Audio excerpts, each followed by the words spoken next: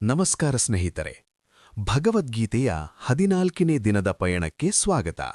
ನಾವು ಇಂದು ಅತ್ಯಂತ ಮಹತ್ವದ ಸಾಂಖ್ಯಯೋಗ ಎಂಬ 2ನೇ ಅಧ್ಯಾಯದ ಕೊನೆಯ ಹಂತದಲ್ಲಿದ್ದೇವೆ.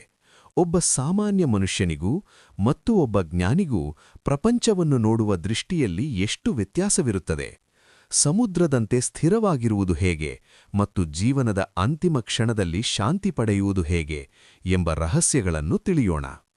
ಯಾ ನಿಶಾ ಸರ್ವಭೂತಾನಾಂ ತಸ್ಯಾಂ ಜಾಗರ್ತಿ ಸಂಯಮಿ ಯಸ್ಯಾಂ ಜಾಗರತಿ ಭೂತಾನಿ ಸಾ ನಿಶಾ ಪಶ್ಯತೋ ಮುನೇಃ. ಎಲ್ಲಾ ಜೀವಿಗಳಿಗೆ ಯಾವುದು ರಾತ್ರಿಯೋ ಅಂದರೆ ಅಜ್ಞಾನವೋ ಅಲ್ಲಿ ಜಿತೇಂದ್ರಿಯನಾದ ಜ್ಞಾನಿಯು ಎಚ್ಚರವಾಗಿರುತ್ತಾನೆ. ಎಲ್ಲಾ ಜೀವಿಗಳು ಯಾವುದರಲ್ಲಿ ಎಚ್ಚರವಾಗಿರುತ್ತಾರೋ ಅಂದರೆ ಲೌಕಿಕ ಸುಖ, ಅದು ಸತ್ಯವನ್ನು ಕಾಣುವ ಮುನಿಗೆ ರಾತ್ರಿ ಇದ್ದಂತೆ. ಇದು ಬಹಳ ಆಳವಾದ ಶ್ಲೋಕ. ಸಾಮಾನ್ಯ ಜನರು ಹಣ, ಅಂತಸ್ತು, ಭೋಗಗಳಿಗಾಗಿ ಹಗಲಿರುಳು ಕಷ್ಟಪಡುತ್ತಾರೆ. ಜ್ಞಾನಿಗೆ ಇದು ವ್ಯರ್ಥ ಎನಿಸುತ್ತದೆ. ಆದರೆ ಸಾಮಾನ್ಯ ಜನರಿಗೆ ಆಧ್ಯಾತ್ಮಿಕತೆ ಅಥವಾ ಆತ್ಮದ ಬಗ್ಗೆ ಆಸಕ್ತಿ ಇರುವುದಿಲ್ಲ. ಅದು ಅವರಿಗೆ ಕತ್ತಲೆ. ಜ್ಞಾನಿ ಅಲ್ಲಿಯೇ ಎಚ್ಚರವಾಗಿರುತ್ತಾನೆ. ಅಂದರೆ ಲೋಕವು ಯಾವುದನ್ನು ಸುಖ ಎನ್ನುತ್ತದೋ ಅದು ಜ್ಞಾನಿಗೆ ದುಃಖ. ಲೋಕವು ಯಾವುದನ್ನು ಕಡೆಗಣಿಸುತ್ತದೋ ಅದರಲ್ಲಿ ಜ್ಞಾನಿ ಸುಖವನ್ನು ಕಾಣುತ್ತಾನೆ. ಆಪೂರ್ಯಮಾಣಂ ಅಚಲ ಪ್ರತಿಷ್ಠಂ ಸಮುದ್ರಮಾಪಃ ಪ್ರವಿಶಂತಿ ಯದ್ವತ್ ತದ್ವತ್ ಕಾಮಃ ಯಂ ಪ್ರವಿಶಂತಿ ಸರ್ವೇ ಸ ಶಾಂತಿಮಾಪ್ನೋತಿ ನ ಕಾಮಕಾಮಿ.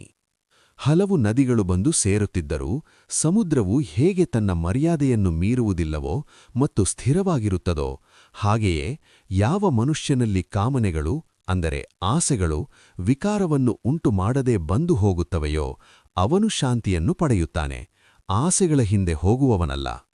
ಸಮುದ್ರವು ಎಂದೂ ನದಿಗಳಿಗಾಡಿ ಹಂಬಲಿಸುವುದಿಲ್ಲ, ಆದರೆ ನದಿಗಳು ತಾವಾಗೆಯೇ ಬಂದು ಸೇರುತ್ತವೆ. ಹಾಗೆಯೇ ಜ್ಞಾನಿಯು ಸುಖಗಳಿಗಾಗಿ ಅಲೆಯುವುದಿಲ್ಲ. ಸುಖ ದುಃಖಗಳು ಬಂದರೂ ಅವನ ಮನಸ್ಸು ಸಮುದ್ರದಂತೆ ಅಚಲವಾಗಿರುತ್ತದೆ.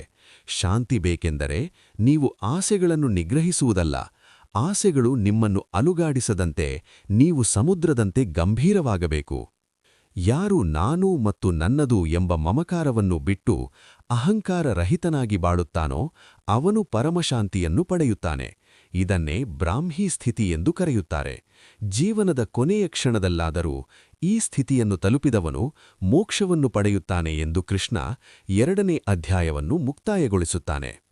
ಸ್ನೇಹಿತರೆ, ಇಲ್ಲಿಗೆ ಭಗವದ್ಗೀತೆಯ ಅತಿದೊಡ್ಡ ಅಧ್ಯಾಯವಾದ ಸಾಂಖ್ಯಯೋಗ ಮುಗಿಯಿತು. ಆತ್ಮ, ದೇಹ, ಕರ್ತವ್ಯ ಮತ್ತು ಸ್ಥಿತಪ್ರಜ್ಞನ ಬಗ್ಗೆ ಕೃಷ್ಣ ವಿವರಿಸಿದ್ದಾನೆ.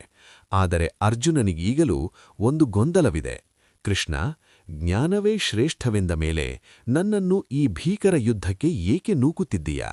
ಈ ಅದ್ಭುತ ಪ್ರಶ್ನೆಯೊಂದಿಗೆ ನಾಳೆಯಿಂದ 3ನೇ ಅಧ್ಯಾಯ ಕರ್ಮಯೋಗ ಆರಂಭವಾಗಲಿದೆ. ಜ್ಞಾನವೋ ಅಥವಾ ಕರ್ಮವೋ ಯಾವುದು ಶ್ರೇಷ್ಠ? ನಾಳೆ ತಿಳಿಯೋಣ.